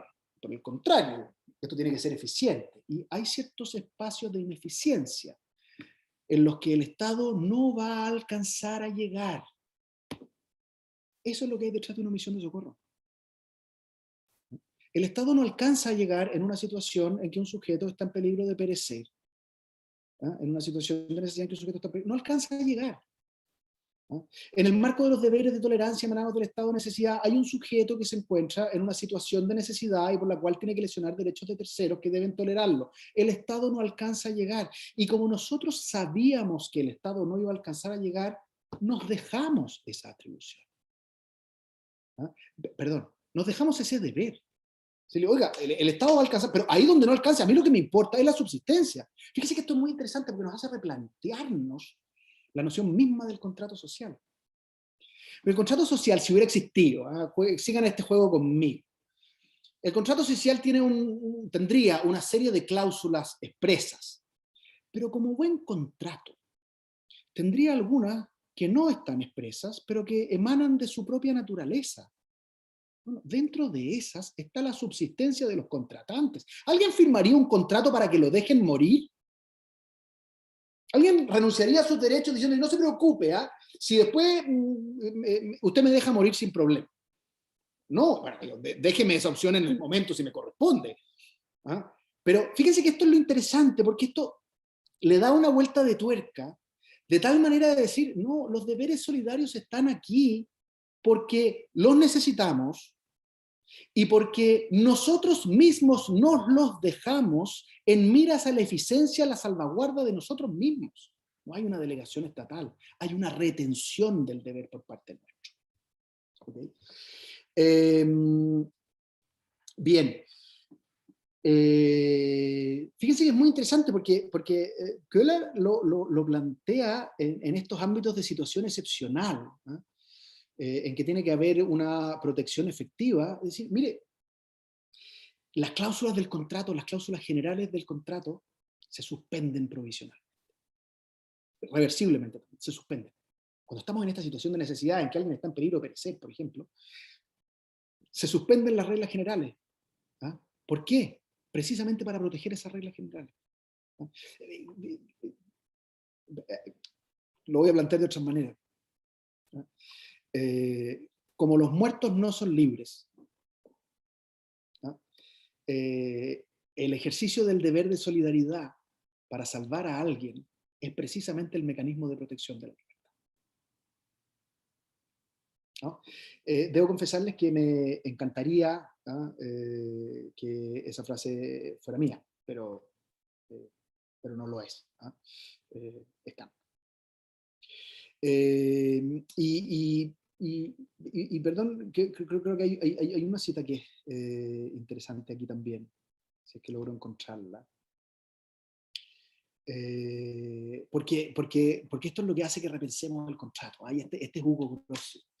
Y Grocio dice, mire, insisto, esta es la idea de la interpretación de buena fe del contrato, que tiene además estas cláusulas que emanan de su naturaleza.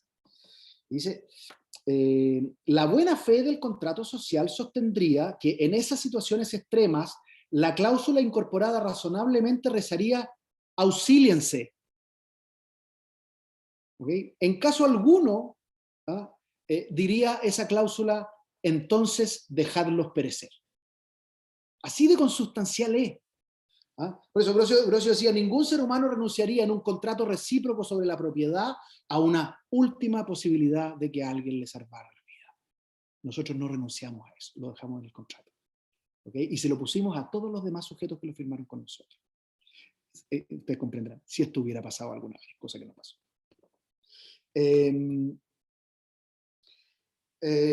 Una última consideración que quiero compartir con ustedes antes de esto, porque la manera de entender esta incardinación admite una taxonomía un poco distinta, que a mí me resulta muy atractiva por razones obvias. La desarrollé en ese libro que el doctor Alfred mostró en su momento. ¿No? Porque toda la discusión respecto de los deberes positivos o negativos, generales o especiales, puede trasladarse a clave de roles. Y creo que eso es particularmente útil. Los deberes, lo que entendemos como deberes generales, son deberes que se adscriben a todas las personas por el hecho de estar aquí. Y como hemos dicho, históricamente habíamos entendido que eso era solo el neminem laedere. Tenemos que entender que tenemos episodios solidarísticos muy relevantes anclados como deber respecto de la generalidad de las personas. Desde esa perspectiva, descansan en este rol de enlace que es el rol persona. A diferencia de los deberes especiales, que están apalancados en roles especiales. Claro, algunos roles institucionales, o sea, no, los roles especiales son siempre institucionales por razones evidentes, pero que también pueden tener el formato de deberes positivos o de deberes negativos. ¿Okay? Y esto es lo interesante. Porque la pregunta que queríamos hacer era, fíjense que, ¿cómo incardinamos, y con esto termino para que demos curso a la conversación? Nosotros dijimos, mire, el gran problema que tenemos con la solidaridad es que no le encontramos una ubicación cómoda, porque nosotros distinguimos entre el neminem laedere y la responsabilidad institucional, la responsabilidad por organización y la responsabilidad institucional. Claro, con esa rusticidad conceptual, la solidaridad no encuentra su obra. ¿Okay? Y entonces pareciera que es una tercera forma de responsabilidad distinta, marginal, pequeña, trivial, fundada en altruismo mínimo, y ojalá exista poco porque no es compatible con un derecho penal liberal. ¿No? Naturalmente nos aparece como una tercera forma de responsabilidad. ¿No? Lo que yo propongo aquí es que no es una tercera forma de responsabilidad, sino que es una forma que puede adoptar en determinados casos la responsabilidad general de todas las personas y que puede adoptar en determinado caso la responsabilidad especial de un sujeto que ocupa una posición determinada. En otros términos, los episodios de solidaridad están incorporados tanto en la responsabilidad por organización como en la responsabilidad institucional. Voy a tratar de... no sé si esto va a ser un favor o va a ser peor, pero... tengo inhabilitada la función de compartir pantalla. ¿Me puedes ayudar, Pablo? Creo que ahora está Ahí sí. habilitada.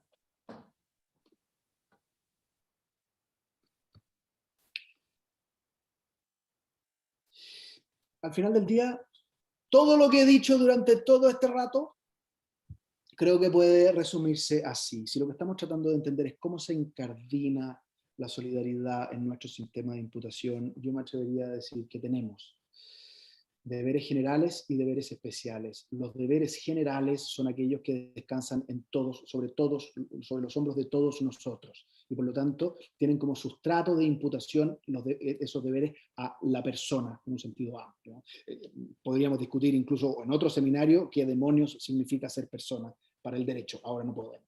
Sí. ¿Okay? Pero son deberes que descansan en la generalidad de las personas, en el rol persona, ¿no? Rol de enlace de todos los demás. Los deberes especiales descansan en roles especiales. ¿Okay? Posiciones, acuérdense que un rol es el haz de expectativas que se dirigen, todo lo que se espera institucionalmente de alguien que ocupa una determinada posición. Esto ya desde Dahrendorf está absolutamente claro. ¿Okay? Por lo tanto, estos roles especiales descansan en personas que ocupan una determinada posición. La madre, el padre, el funcionario público, el juez, en fin. Por lo tanto, tantos estos roles que son relativos a la persona como aquellos que están indexados a posiciones especiales pueden ser positivos o negativos.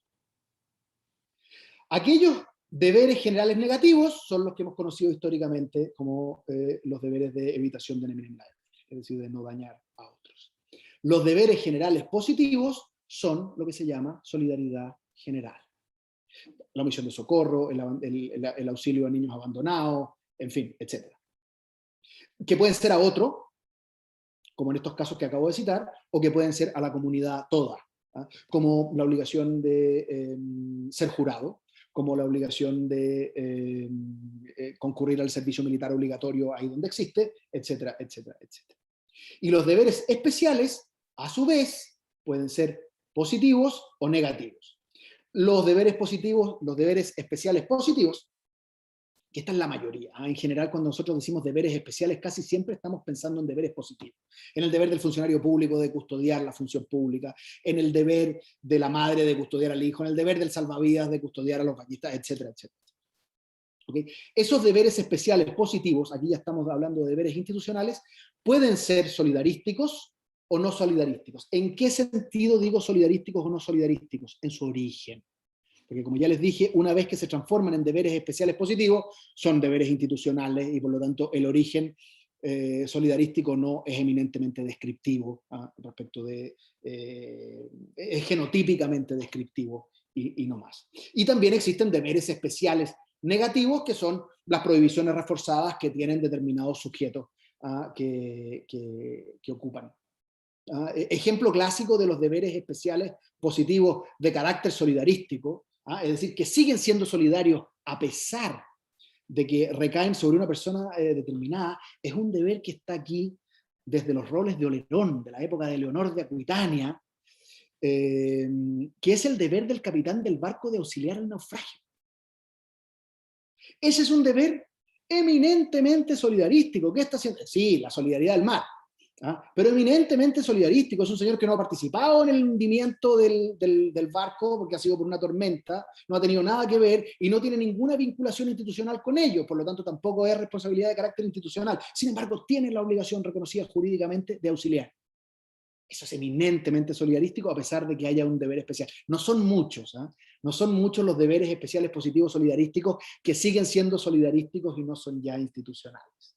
¿Okay? Los deberes especiales negativos tienen que ver más bien con ciertas prohibiciones reforzadas que tienen determinados sujetos por el hecho de tener una posición de garante. Quien tiene una posición de garante tiene un deber especial, ¿okay?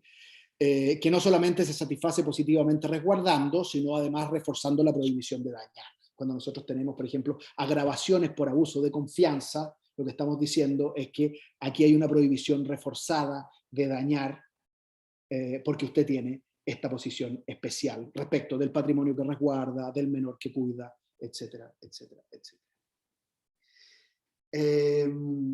Creo que este es el corolario de todo lo que he dicho. Espero haber hablado lo suficientemente lento. Nadie se quejó, no sé si porque son profundamente educados o porque se logró entender, pero esto es lo que quería compartir con ustedes. Muchas gracias. Muchísimas gracias, estimado profesor Piña, ¿no?, por su brillante ponencia. Bueno, su claridad y precisión de ideas son absolutamente admirables, ¿no? Hacen desvanecer incluso todas las peculiaridades idiomáticas y hacen con que todo sea absolutamente comprensible. Desde mi punto de vista, el desarrollo histórico y sociológico que haces para fundamentar y legitimar la solidaridad como categoría de deber, así como su taxonomía, ¿no?, es impresionante y resulta muy esclarecedora, ¿no? Estoy seguro que muchos de los participantes han leído, como yo, sus trabajos sobre el tema y están de acuerdo conmigo. Bueno, abriremos ahora un espacio para las preguntas de nuestros participantes que pueden hacerlo a través de chat o audio, ¿no? He recibido... Ojalá de audio. Ojalá de audio. Sí. Y así ahora me ponen en aprietos ustedes. Vamos a habilitar aquí. he recibido algunas preguntas en nuestro chat de modo directo. Una de las preguntas creo que ha sido respondida. Era justamente sobre la cuestión de la oposición culpable, ¿no? Entonces, ha sido muy bien respondida. Y tenemos una pregunta de nuestro participante Lucas Calisto, que es muy interesante. Él dice que el rechazo de la noción de solidaridad como fundamento de la responsabilidad me parece que tiene su origen, o al menos su mayor protagonismo, en la obra de Feuerbach y su fundamento jurídico especial de los delitos de omisión impropia. Una vez superada esta forma de pensar, y ahí viene la pregunta, ¿se superaría también la distinción entre delitos de omisión propios e impropios? Interesantísimo, interesantísimo. Déjame coincidir en el diagnóstico. Estoy absolutamente de acuerdo. Probablemente hay pocas obras que hayan sido capaces, es el verdadero fundador de la dogmática penal. Hay pocas obras que nos han marcado en nuestra manera de entender la dogmática y la imputación como las obras de Feuerbach de 1799 y 1801. Yo, perdonen que me recomiende a mí mismo, pero hace algunos años atrás, en un libro homenaje a don Enrique Cury, escribí un artículo que se llama La dogmática como trauma, y que básicamente se intenta hacerse cargo de la evolución, del surgimiento de la dogmática, desde el inicial trabajo de los glosadores, cuando se encontró el digesto, hasta transformarse en la dogmática tal como la entendemos hoy. Y llegando a la conclusión de que uno de los grandes problemas que tiene la dogmática es que se autocomprende mal. Es decir, que no entiende en realidad no entiende para qué está. Parece que estuviera para otra cosa. Pongo un ejemplo muy simple respecto de esto, pero nosotros en Chile tuvimos la clásica discusión, que me imagino que se ha repetido en todas partes, respecto de la responsabilidad penal de las personas jurídicas. Y dictamos en el año 2010 una ley especial que hizo decaer el principio societas delinquere non potest y estableció la responsabilidad de la persona jurídica. Hasta el año 2017, es decir, 7 años después, seguía la dogmática chilena, gran parte de la dogmática chilena, sosteniendo que la responsabilidad penal de las personas jurídicas no era compatible con nuestro ordenamiento y que por lo tanto era un despropósito jurídico. Este es un ejemplo fundamental de una dogmática que se olvida cuál es su función. ¿Qué es lo que tiene que hacer la dogmática? Bueno, crear el instrumental adecuado para que la opción político-criminal del legislador tenga consistencia en sus decisiones de futuro. Entonces me dice, no, es que la responsabilidad penal de la persona jurídica no puede haber porque no tiene capacidad de acción. Por supuesto que no tiene capacidad de acción como la habíamos entendido históricamente. Es su trabajo explicarnos en qué sentido vamos a usar la expresión acción, si es que lo vamos a usar o no. Si usted me dice que el problema es que la persona jurídica no es capaz de culpabilidad, yo le digo, no es capaz de culpabilidad como usted la ha entendido durante los últimos 150 años. Pero tiene usted el deber de dotar de contenido esta culpabilidad corporativa y por lo tanto, dígame usted cómo lo hacemos. ¿Se tratará de un defecto de organización, de una organización defectuosa cuando la compañía alcanza un cierto nivel de complejidad? Me da lo mismo la opción que haga, pero deje de quejarse y haga su trabajo. Fíjate que esto es muy relevante porque la dogmática deja de entenderse a sí misma respecto de qué es lo que tiene que hacer y empiezan a proliferar las interpretaciones de ley ferenda. Si las interpretaciones de ley ferenda deben ser marginales en el trabajo dogmático, son casi un excursillo. La dogmática se hace de ley lata. ¿Okay? Bueno, perdón, aquí venía este desvarío. Estoy completamente de acuerdo en que la fuente de toda nuestra comprensión, efectivamente, y especialmente porque está tratado en el marco de las omisiones, tiene que ver con la obligación, la idea del deber originario, este neminem laedere, como obligación jurídica originaria, y la incriminación de la omisión solo en aquellos casos solo en aquellos casos en que existía un deber jurídico especial. Eso inmediatamente nos produjo el mismo seteo mental que reproduce, la misma estructuración mental que reproduce la distinción entre la responsabilidad por organización y la responsabilidad institucional. Al final estamos diciendo, puesto así, es decir lo mismo que Feuerbach con otras palabras. Feuerbach decía una obligación jurídica especial, y esa obligación jurídica especial tenía, como ustedes recordarán, fuentes de carácter formal, la ley y el contrato. ¿Ok? Claro, a medida que va pasando el tiempo, y esto es muy interesante, me voy a detener aquí un poco para contestar porque creo que la pregunta es gigante. Es decir, Lucas, hiciste una pregunta como para un seminario completo. Yo voy a tratar de hacerme cargo de ello. Porque una de las cosas que hemos ido aprendiendo a medida que se fue desarrollando la dogmática de la omisión, que durante tantos años fue la hija bastarda de la teoría del delito. Teníamos la teoría del delito construida sobre el paradigma del delito activo, doloso, consumado, y a partir de ahí se nos descolgaban los otros problemas. Estábamos siempre pensando en un homicidio, así se había construido la teoría del delito. Y por lo tanto eso generó una serie de hijos bastardos. La imprudencia se transformó en un hijo bastardo, las formas imperfectas de ejecución se transformaron en hijos bastardos, también la omisión durante mucho tiempo, hasta que nos dimos cuenta de que era un disparate y que bastantes problemas nos habríamos ahorrado si hubiéramos elegido si en lugar de elegir como paradigma el delito más fácil que existe, que es el homicidio doloso consumado, hubiéramos optado por tener uno un poco más complejo. Bueno, porque es muy importante, porque a medida que van surgiendo, porque la discusión en el tiempo de Feuerbach, misma discusión de hoy día, es la de la fuente de las posiciones de garante, y Feuerbach tiene una aproximación absolutamente formal. Y entonces dice, la ley y el contrato son la única fuente del deber jurídico especial que fundamentaría la sanción de una omisión, lo que entenderíamos nosotros como una omisión impropia.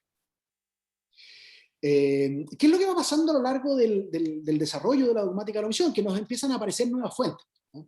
Y entonces aparecen las estrechas comunidades de vía, la jurisprudencia alemana, aparece la injerencia, como el hacer precedente riesgoso, que genera un cierto riesgo del que hay que hacerse cargo. Aparece la asunción, con una difícil autonomía, pero aparece la asunción ahí como ciertos riesgos de los que se asume. No puedo hacer una revisión completa de las fuentes de las posiciones de garante, pero lo más interesante que tiene esto es que a medida que fueron proliferando las fuentes de las posiciones de garante, nos dimos cuenta de que el problema de la posición de garantía era un problema material y no era formal, como creía Feuerbach. Es decir, evidentemente la ley puede crear posiciones de garante ab nihilo, de la nada. Pero en general, las posiciones de garante reconocidas por la ley descansan en estructuras sociales vigentes previamente. ¿Okay? Es decir, nosotros reconocemos la posición de garante del salvavidas no porque la ley y un reglamento nos diga quiénes son salvavidas, sino que la ley y un reglamento descansan en que hemos tenido salvavidas toda la vida, que después cristalizan y que generan unos determinados deberes. ¿Okay? Porque si esto fuera si la fuente de un deber fuera efectivamente el contrato, ustedes comprenderán que en un sistema donde impera la autonomía de la voluntad en materia contractual, eso querría decir que nosotros podríamos generar cuantas posiciones de garante pudiéramos imaginar y que el derecho penal después se debiera hacer cargo de ellas.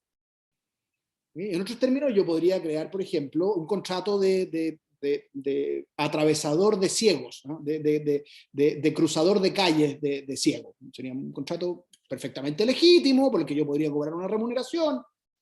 La pregunta es, cuando yo dejo abandonado al ciego en la mitad de la calle y lo atropellan, ¿el fundamento de esa sanción es la existencia del contrato?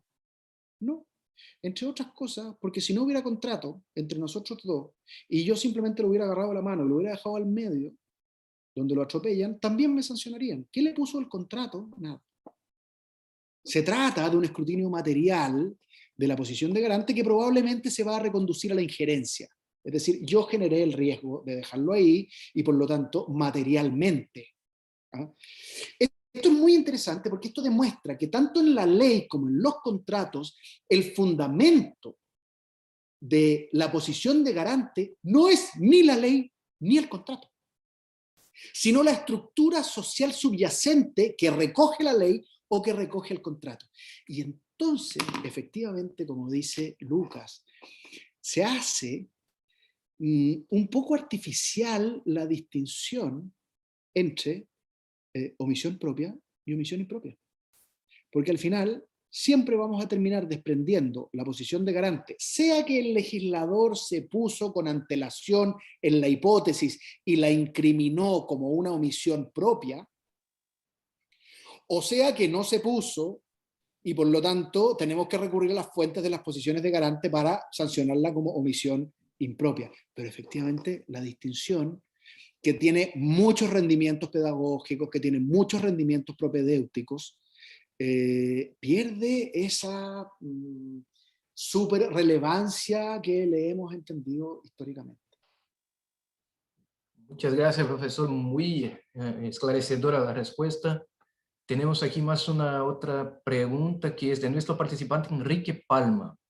Él envía los saludos, agradece por la excelente conferencia y la pregunta es, ¿cuáles son las posibles conexiones entre los deberes de solidaridad y el principio de confianza como expectativa de actuar como propone Jacobs? Mira,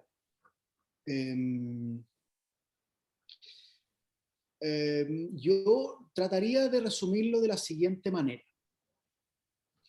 Una de las características que tiene la solidaridad, tal como aquí la hemos visto, es que solo tiene espacio en la medida que no exista un deber prevalente. Si existe un deber prevalente, sea fundado en la prohibición originaria de Neminem Laedere, sea un deber especial de carácter institucional, no queda espacio ahí a la solidaridad. Y por lo tanto, respecto del principio de confianza, ustedes saben que al final del día el principio de confianza es un correlato del riesgo permitido, ¿no? Es decir,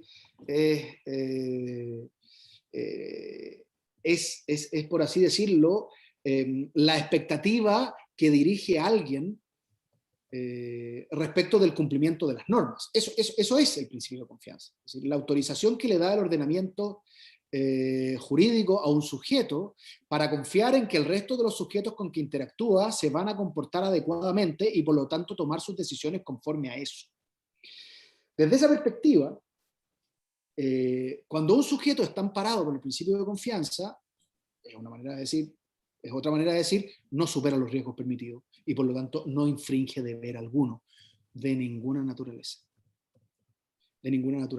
Y por lo tanto, el cruce que puede haber entre el principio de confianza y eventuales deberes de solidaridad es más bien epifenoménico, ¿no? Es decir, pueden entrecruzarse en una situación determinada, pero en general caminan con absoluta independencia, ¿no? Porque generalmente la superación del riesgo permitido ya te pone en el ámbito de la injerencia y eso hace surgir para ti un deber prevalente que excluye la solidaridad si la hubiera en ese ámbito, ¿no?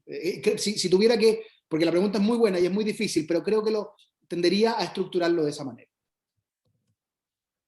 Perfecto, gracias, profesor. Tenemos también una otra pregunta que viene desde Facebook, que es de un participante, el nombre es Luis Alberto, de Facebook. Él dice lo siguiente: en el Código Penal brasileño tenemos el tipo penal del artículo 269, que creo no tiene una norma correspondiente en el Código Penal chileno. Este artículo establece el delito de omisión de notificación de enfermedad y dispone que, entre comillas, ¿no?, el médico que no comunique a la autoridad pública una enfermedad cuya notificación sea obligatoria será sometido a una pena de prisión de 6 meses a 2 años y multa. ¿Es correcto decir que aquí estamos ante un deber especial positivo solidarístico? No. Nosotros no tenemos tenemos una infracción administrativa, tenemos la conducta sancionada, pero sancionada administrativamente. no la tenemos en el código, deberíamos, me parece una de esas. Pero no es solidarístico por el hecho de que descansa en una posición institucional. Es decir, cuando el tipo parte diciendo, el médico que no notifique de la existencia de una enfermedad, ojo, que como les decía, originalmente no me cabe ninguna duda que tuvo un fundamento solidarístico.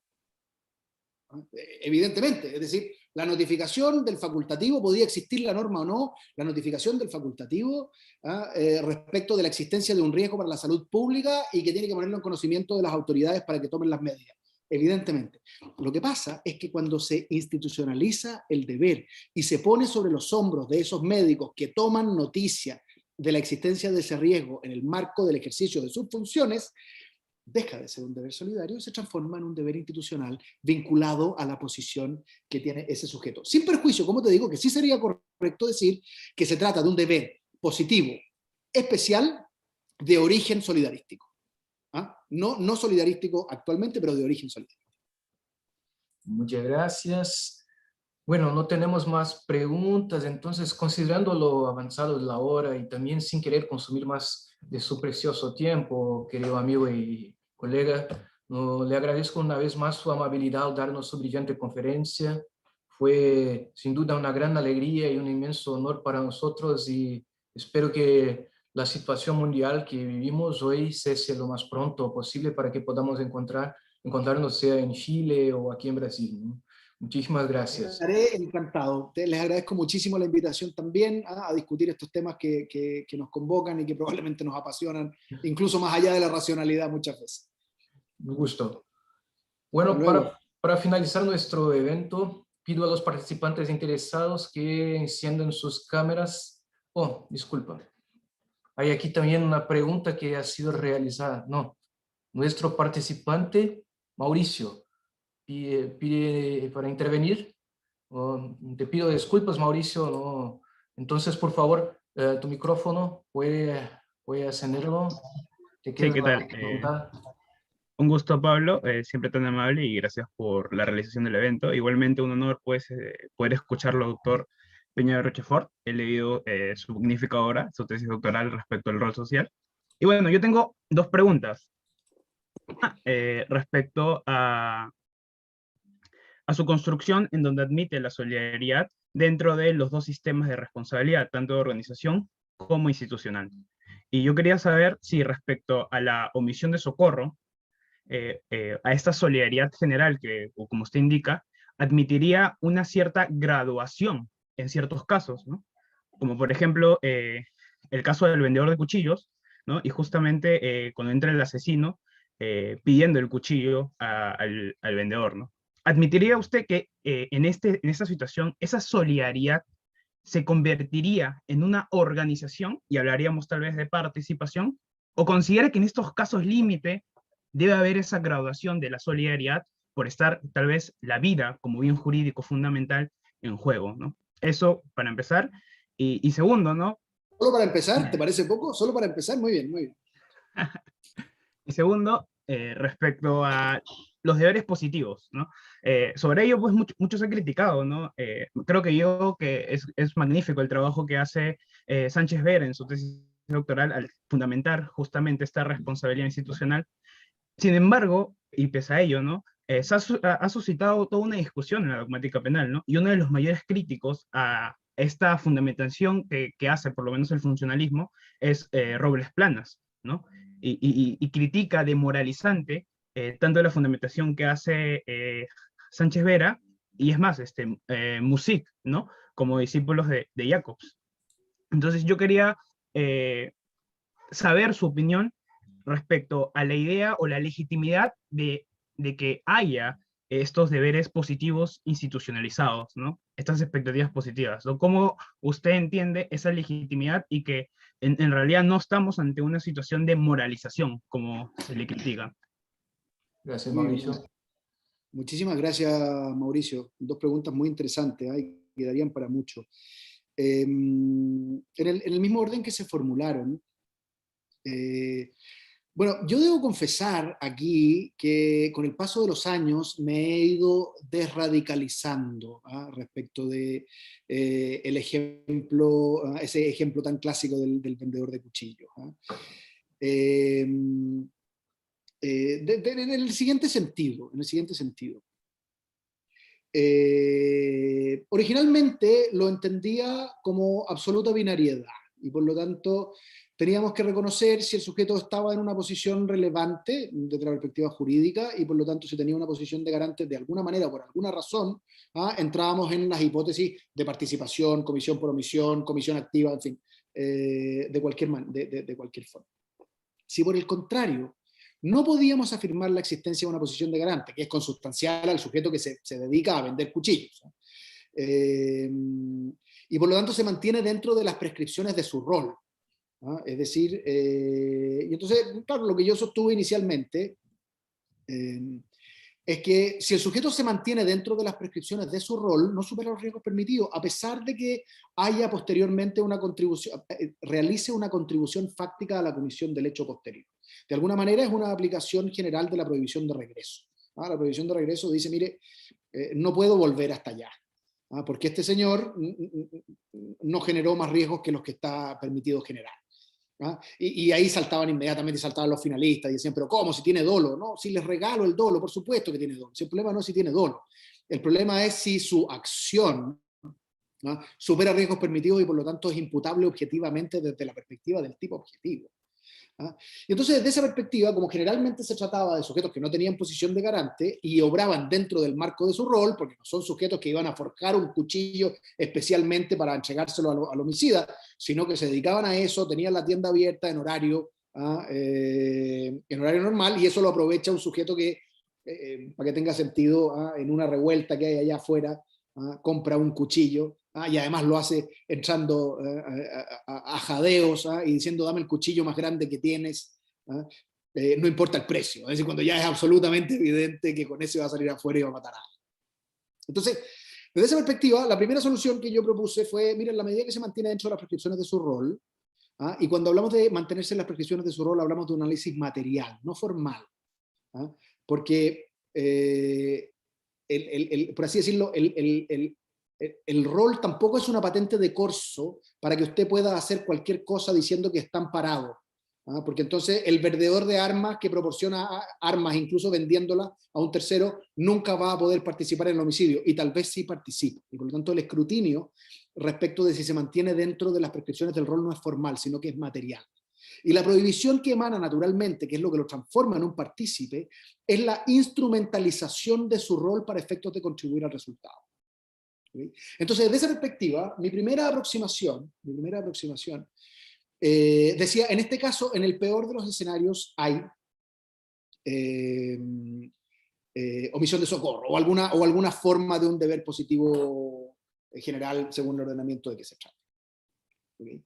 Jacobs después planteó una cuestión que a mí al principio me hizo mucho ruido y que me parecía que era como claudicar un poco a sus orientaciones originales, pero que desde la perspectiva sociológica era muy correcto. Y es que Jacobs planteó que la vigencia de los roles también define sus contornos a partir de la normalidad de las circunstancias. ¿Okay? Los roles tampoco son pétreos, graníticos, algo absolutamente inmóvil que está por ahí escrito en piedra, sino que en sus limitaciones específicas también dependen de la normalidad de las circunstancias. Y eso implica que los roles puedan modificarse cuando el entorno, y esto es lo más sistémico que hay, porque lo que está diciendo es el sistema que está acoplado con el entorno, modifica también sus fronteras autopoyéticamente cuando el entorno lo irrita, cuando se interpenetra con otro sistema, en fin, etcétera, etcétera, etcétera. Y por lo tanto lo que está diciendo es posible reconfigurar los límites del rol y por lo tanto transformar a ese sujeto que parecía solo imperado por un deber de solidaridad en un partícipe. ¿Okay? Yo creo que esta intuición es correcta, pero creo que todavía hemos fallado y el trabajo que no ha hecho la dogmática es la de establecer los criterios a partir de los cuales vamos a asumir que se ha modificado la frontera de ese rol. Entonces, ¿qué es lo que me pasa? que yo te digo, yo estoy disponible en determinados casos a que esa intervención sea participación. Estoy disponible hoy. Pero para poder hacerlo, tendría que elaborar los criterios que permitan fundamentar el paso desde el rol pétreo a este rol que se ha cambiado. Y eso no lo hemos hecho. No lo ha hecho la Dogmática, no lo he hecho yo también, no lo ha hecho nadie. Y por lo tanto, lo que te quiero decir es, creo que la orientación es correcta, pero falta que corra agua debajo del té. Yo creo que sería un tema de tesis doctoral absolutamente maravilloso, alguien que se animara a ver las condiciones de modificación de esas fronteras del rol. Y respecto de lo último, bueno, la verdad es que Ricardo Robles es un gran amigo, compartimos escuela, compartimos maestros, nos conocemos hace muchos años, nos tenemos un cariño entrañable, y creo que ha hecho contribuciones muy relevantes en este ámbito, pero creo que se aproxima desde el mismo sesgo que denuncié al principio. ¿Okay?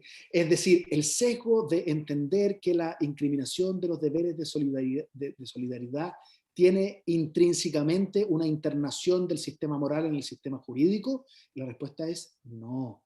Esa es una mirada muy tradicional, esa es una mirada que tiene buenos exponentes, pero la verdad es que si nosotros hacemos el ejercicio de descripción histórica, que es un poco más largo de lo que yo aquí he podido hacer, pero que en sus señas fundamentales están, nos damos cuenta que no se trata de una moralización de los deberes, sino que se trata de la existencia de ciertos deberes que están ahí porque nosotros hemos querido que estén aquí. No se trata de un imperativo moral, porque al final del día eso consiste en darle a la solidaritas el tratamiento de la caritas.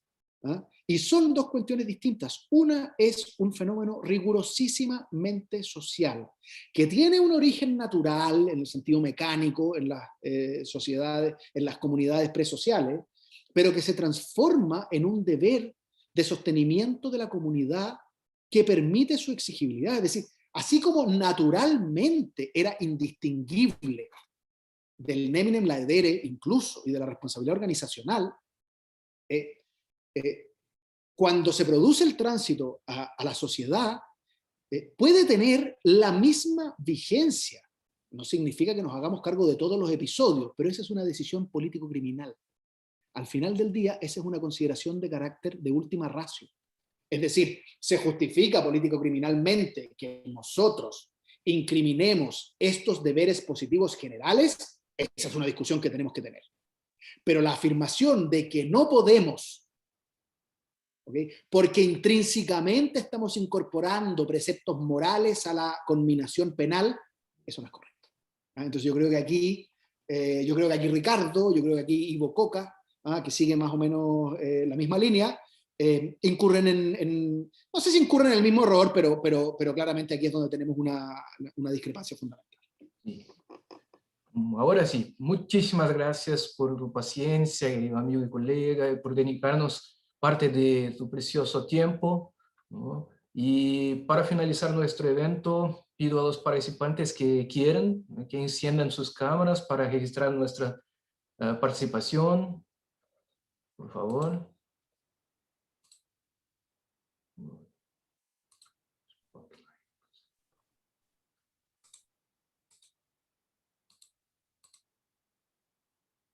Tenemos muchos participantes hoy. Gracias. Y así, agradezco entonces, ¿no?, cerrando nuestro evento, una vez más al profesor Piña Rochefort y a nuestro público su participación, y les deseo una buena noche. Igualmente. Muchas gracias por la invitación. Muchas gracias, profesor. Hasta luego. Hasta luego.